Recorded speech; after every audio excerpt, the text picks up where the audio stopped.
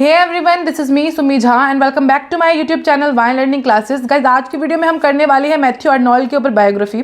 So guys चलिए video को शुरू करते हैं। बट इससे पहले अगर आप मेरे चैनल पे फर्स्ट टाइम आए हैं तो मेरे चैनल को सब्सक्राइब करें। वीडियो अच्छी लगेगी तो वीडियो को लाइक करें, साथ में कमेंट करके फीडबैक जरूर शेयर करें कि वीडियो आपको लगी कैसे है। तो चलिए वीडियो को शुरू करते हैं।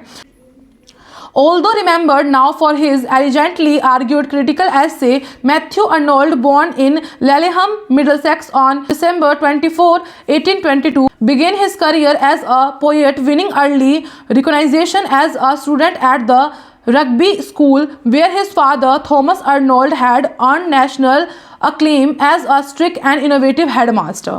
Arnold also studied at Balliol College, Oxford University in 1844. After completing his undergraduate degree at Oxford, he returned to Rugby as a teacher of classics.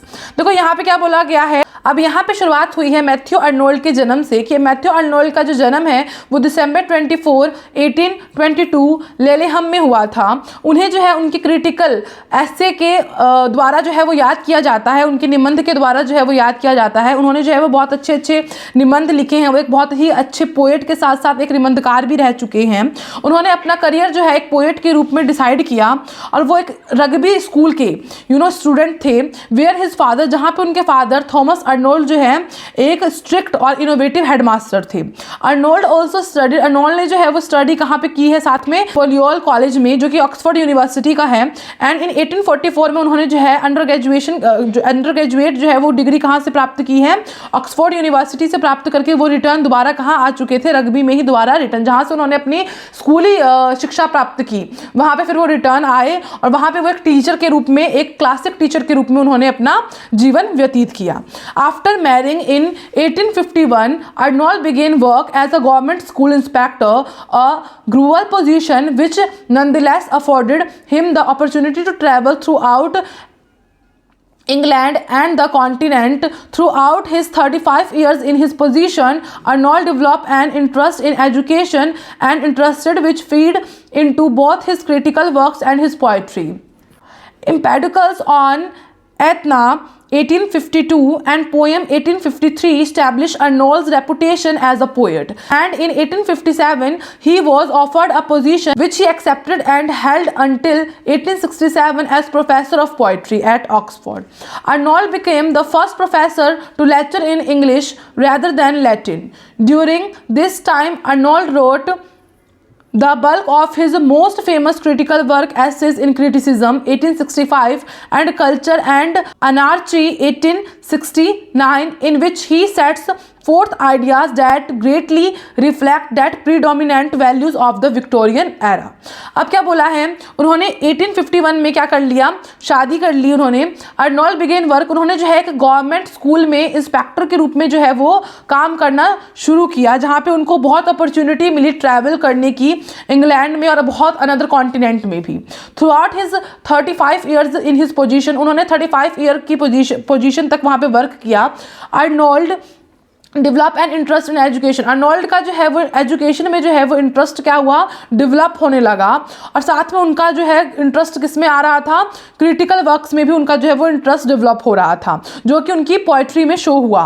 उन्होंने फिर पोइट्री लिखी किसके ऊपर, एम्पेडोकल्स ऑन एटना 1852 में, और कुछ पोएम्स लिखी 1853 में, जो कि अर्नोल्ड के रेपुटेशन को इंक्रीज किया किस रूप में, पोएट के रूप में। एंड 1857 में उनको जो है एक अच्छे पोएट की पोजीशन जो है वो प्राप्त हुई। फिर 1867 में उन्होंने एक पोएट्री के पोएट, उनको ऑक्सफोर्ड यूनिवर्सिटी में एक पोएट्री प्रोफेसर के रूप में जो है वो उनको एक स्थान प्राप्त हुआ। अर्नोल्ड बिगेन्स, उन्होंने first professor of lecture in English में बने, मतलब वो पहले ऐसे लेक्चरर थे, जो प्रोफेसर थे जिन्होंने इंग्लिश में लेक्चर दिया, ना कि लैटिन लैंग्वेज में लेक्चर दिया। ड्यूरिंग दिस टाइम, उस टाइम में Arnold wrote the bulk of his famous critical work, Arnold ने जो है वो काफ़ी सारे फेमस क्रिटिकल वर्क्स के ऊपर जो है वो काम करना शुरू किया और क्रिटिसिज्म के ऊपर जो है वो ऐसे लिखे, जो कि 1865 में था। एंड कल्चर एंड और काफ़ी सारी चीज़ों के ऊपर लिखा 1869 के ऊपर। तो विक्टोरियन एरा में उन्होंने बहुत सारी चीज़ें लिखी और अपने लाइफ में जो उन्होंने बहुत सारे अचीवमेंट्स और काम जो है वो किए। अब चलते हैं नेक्स्ट पेज पे। अच्छा, यहाँ पे जो है आप एक्सप्लेनेशन देखते हैं तो आप ये बात का ध्यान रखें, यहाँ आप ओनली एक्सप्लेनेशन देखें या आपको फुल क्वालिटी में करके आप स्क्रीनशॉट ले सकते हैं नोट्स के लिए, ठीक है। साथ साथ में नोट्स बनाने से अच्छा है कि आप जो है यहाँ पे सिर्फ एक्सप्लेनेशन देखें। और टेलीग्राम पे आपको इसका PDF मिल जाएगा, जिसका लिंक मैं डिस्क्रिप्शन बॉक्स में डाल दूंगी टेलीग्राम का। आप वहाँ पे क्लिक करके लिंक को, PDF को जो है वो डाउनलोड करके इसका नोट्स देख सकते हैं। चलिए बढ़ते हैं हम नेक्स्ट पेज पे। Meditative and rhetorical, Arnold's poet often wrestles with problems of psychological isolation. Into Marguerite continued, for example, Arnold revises John Donne's assertion that no man is an island, suggesting that we mortals are indeed in the sea of life enslaved. Other well-known poems such as Dover Beach link the problem of isolation with what Arnold saw as the dividing faith of his time. Despite his own religious doubt, a source of great anxiety for him. In several essays, Arnold sought to establish the essential truth of Christianity. His most influential essays, however, were those on literary topic. In The Function of Criticism 1865 and The Study of Poetry 1880, Arnold called for a new epic poetry.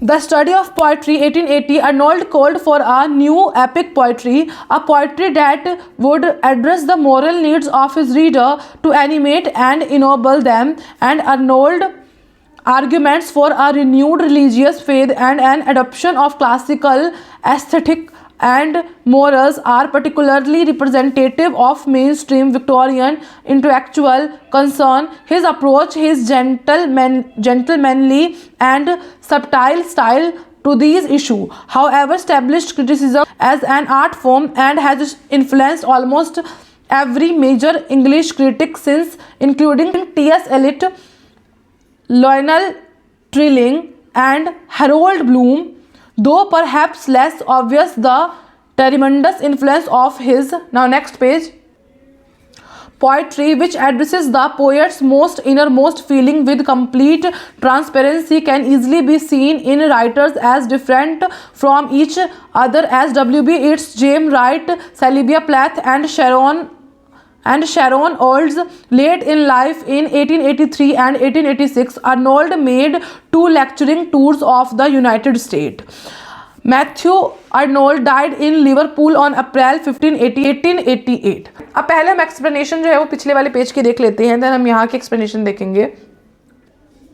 अब यहाँ पे कहा गया है कि ध्यानपूर्ण, यानी कि meditative का मतलब होता है ध्यानपूर्ण, एंड रेटोरिकल का मतलब होता है अलंकारिक, यानी ध्यानपूर्ण और अलंकारिक। अर्नोल्ड की कविता अक्सर मनोवैज्ञानिक, यहाँ पे हमको दिया गया है ना साइकोलॉजिकल, तो मनोवैज्ञानिक। आइसोलेशन का मतलब होता है अलगाव, मनोवैज्ञानिक अलगाव की समस्याओं से जूझती है, ठीक है। तो यानी कि जितनी भी अर्नोल्ड की कविताएं हैं वो ध्यानपूर्ण और अलंकारिक कविताएं हैं, लेकिन वो हमेशा दिमाग के अंदर एक मनोवैज्ञानिक, एक साइकोलॉजिकल जो है वो थॉट, साइकोलॉजिकल जो है वो थॉट जो है वो लाता है और इस समस्याओं से हमेशा जो है वो जूझता रहता है।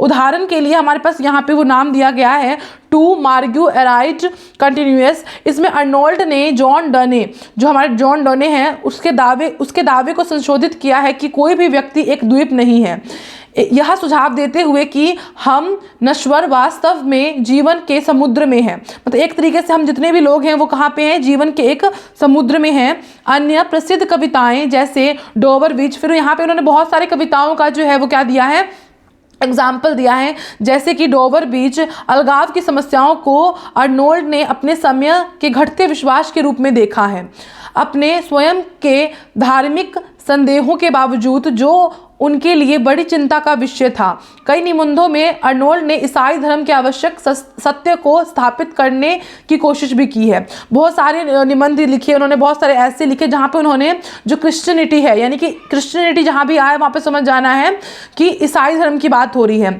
तो अर्नोल्ड ने जो है वो ईसाई धर्म के आवश्यक सत्य को स्थापित करने की भी कोशिश की है। हालांकि उनके सबसे प्रभावशाली निबंध साहित्यिक विषयों पर थे, ठीक है। उसके बाद उनके कुछ वर्क यहाँ पे दिए गए हैं जो कि है द फंक्शन ऑफ क्रिटिसिज्म जो कि 1865 में लिखा गया है, and the study of poetry जो कि 1880 में लिखा गया है।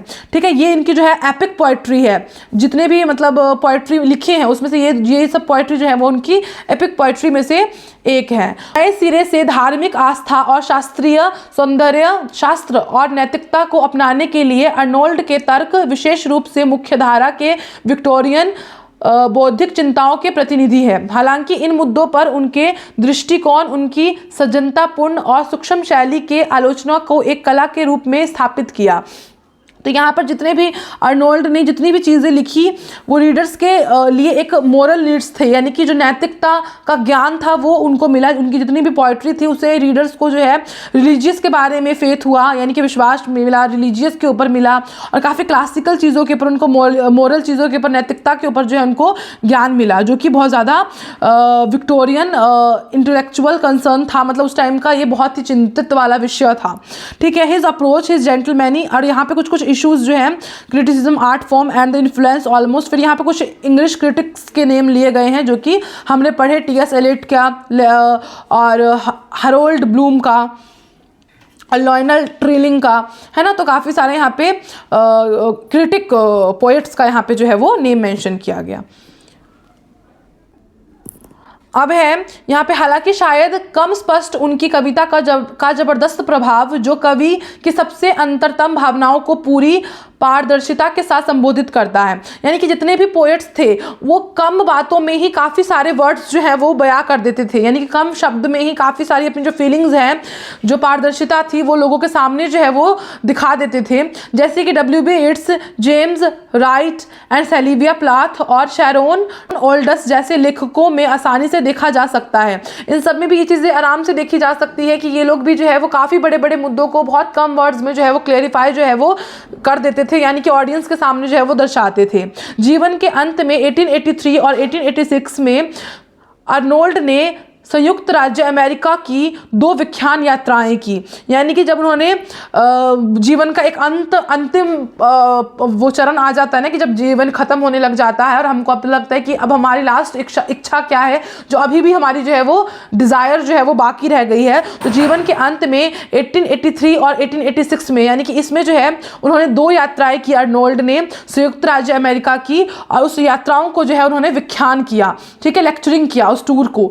ठीक है, लास्ट में बोला गया है उनकी डेथ के बारे में, उनकी मृत्यु के बारे में, कि उनकी मृत्यु जो है वो लिवरपूल यानी कि जगह का नाम है, वहाँ पे हुई। कब? अप्रैल 15, 1888 में। अब मैथ्यू अर्नोल्ड के कुछ यहाँ पे वर्क लिखे हैं, और कौन से ईस्वी में उन्होंने वो वर्क किए हैं वो भी हैं, जैसे कि द स्कॉलर जिप्सी 1853 में किया है उन्होंने। लास्ट में देखो डोवर बीच 1867 में किया है। द बरिड लाइफ 1852 में किया है। आइसोलेशन ये सब हमारा 1857 में किया है। तो जो भी वर्क इनका जब है वो इसके सामने जो है वो आप इसको ज़रूर से मेंशन करें, जो कि आपका जब भी आपका एग्जामिनर आपका चेक करता है, तो जब भी आपके वर्क के सामने, जब भी किसी पोएट के वर्क के सामने या एसेस्ट के एसे के सामने जब भी आप ईस्वी लिखते हैं, तो वो आपका शो करता है कि आपने जो भी टॉपिक है उसको डिटेल तरीके से पढ़ा है।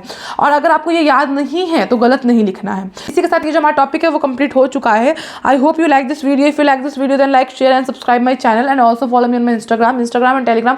Both ID are available in description box, so click the link and वहाँ जाके आप फॉलो कर सकते हैं। इंस्टाग्राम पे जाके फॉलो कर सकते हैं, टेलीग्राम में जाके आप सब्सक्राइब कर सकते हैं। PDF आपको इन सभी नोट्स की मिल जाएगी। तो मिलते हैं नेक्स्ट वीडियो में, तब तक के लिए जय हिंद, वंदे मातरम।